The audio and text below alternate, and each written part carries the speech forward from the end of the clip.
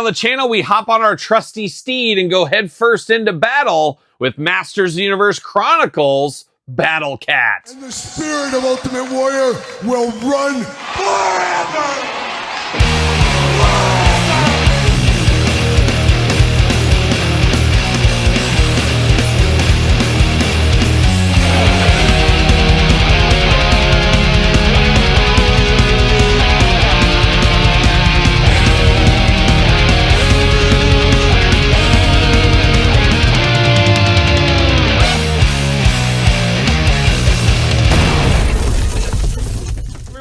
Kyle here, and welcome back to the channel for another He-Man and the Masters of the Universe unboxing and review. And today on the channel from the Chronicles line, we got a big cat, but not just any cat. We got Battlecat. But for all your Battlecat needs and a whole lot more, make sure you're hitting up Entertainment Earth. Use the link in the description down below to support the channel. And you guys know by now, we're going to do this review like we do all the other reviews on the channel. We're going to take a look at the packaging. We're going to talk about it. We're going to unbox it.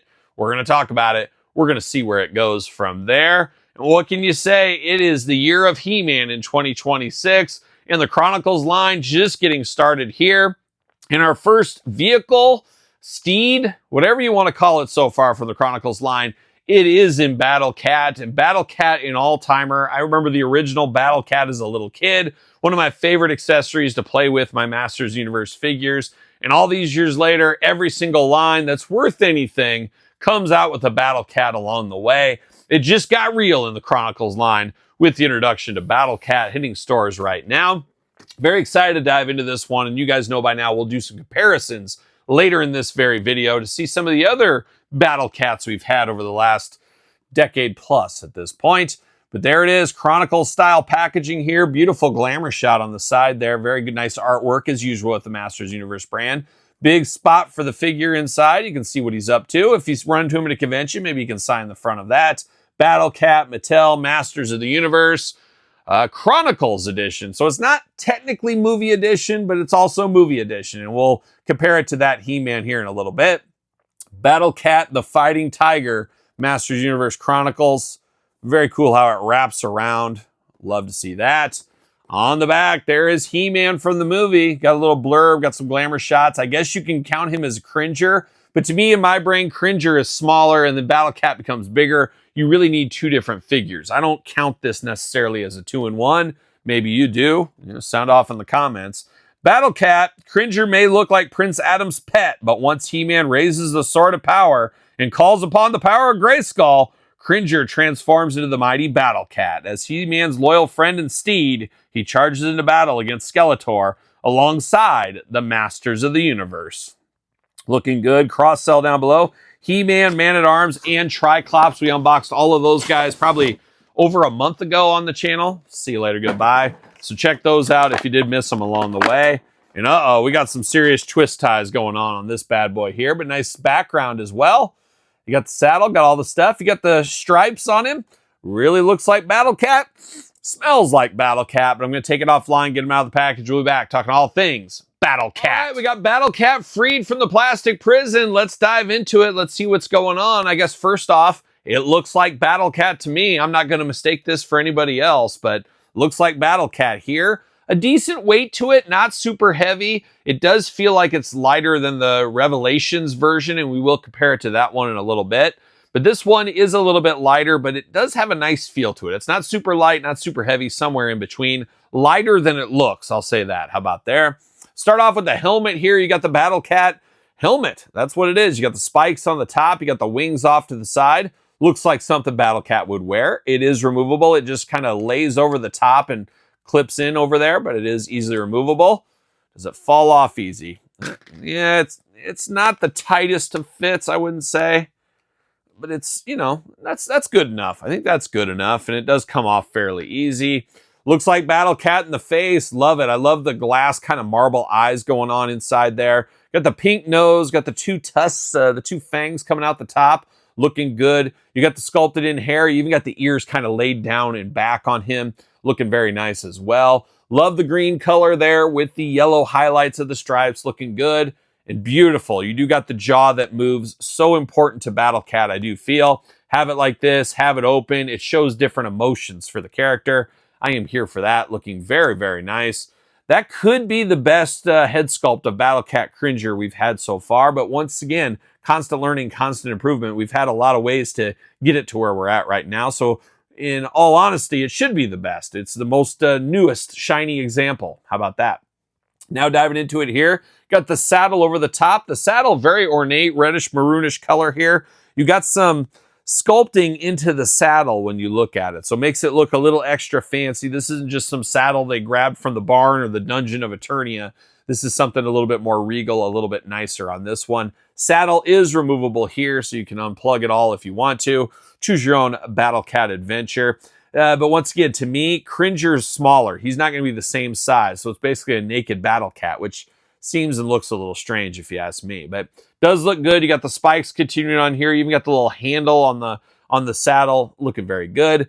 Going to the back here on Battlecat, you do got the tail. Got the whimsical tail with the curl on the end. The striping is consistent throughout. The yellow and green attack looking good. Straight up 1980s Oakland A's is what this reminds me of. Of course, 80s Masters Universe, 80s Oakland A's, and yeah, no, late 70s before my time, Todd McFarlane, but never forget those 70s A's as well. But really rocking and rolling, strutting and strolling. I could see him running around the Oakland Coliseum on the 7th inning stretch, maybe. Who knows? But looking good there as well. Got the big, meaty arms and legs on Battlecat, all the way down to the paws down at the bottom. You got the black toenails, nice and sharp. He's ready to stab somebody. No peg holes, anything like that in the bottom. Looking pretty good. Articulation, you get the head back and forth, side to side, up and down. Jaw, we talked about. You get the neck articulation, back and forth, side to side. Then we get middle articulation in the middle of the body. A little bit of movement there. And then the back hind legs. You do got the movement back here on the side. So a little bit of movement in the middle for the waist. Then, of course, the legs, they go up, down, back, forth, side to side, around. You get knee joints there. And then you get the, ankles. I don't know what you call it. I can never understand the anatomy of these animals here. But you got the upper leg. I guess we'll call this thigh. We'll call this knee. We'll call this lower knee. And then we'll call this ankle. So we get articulation on all of those. Front, back, all over the place. A lot of movement. Even a little bit of side to side on the in and out on there. So you do get a little bit more movement with this one compared to definitely the original Battlecat, but a lot of the other Battlecats we've received over the years, you get more movement, more playability, more flexibility in this one, which is nice to have, especially for people that love their figure photography and stuff. You want to get him in a little bit more dynamic poses than some of the ones in the past. You got a lot of opportunity with this one here. Now, grabbing He-Man from the Chronicles line, going to stick him right on here to see how he does look. Now, I guess I could go, I didn't think of it till right now. I guess I could go grab like the Masterverse scale to see kind of how they look on here. Maybe I'll do a couple of different He-Man's pictures on this Battlecat. But this does feel good. This does look pretty much spot on to what we would be looking at with this size scaling with the Chronicles.